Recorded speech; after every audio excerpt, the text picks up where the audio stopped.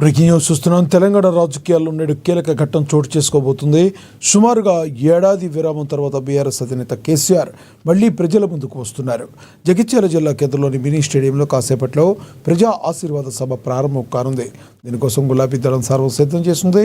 ఈ సభా వేదికగా మాజీ మంత్రి జీవన్ రెడ్డి బీఆర్ఎస్ తీర్థం పుచ్చుకోనుండడం రాజకీయంగా పెను సంచలనంగా మారింది. ఉమ్మడి కరీంనగర్ జిల్లా నలుమూలల నుండి దాదాపుగా 1,00,000 మందికి పైగా జనాన్ని తరలించే పార్టీ శ్రేణులు భారీ ఏర్పాటు చేశాయి. మే మొదటి వారంలో వరంగల్లో మరో భారీ సభకు బీఆర్ఎస్ ప్లాన్ చేస్తున్నట్లుగా సమాచారం.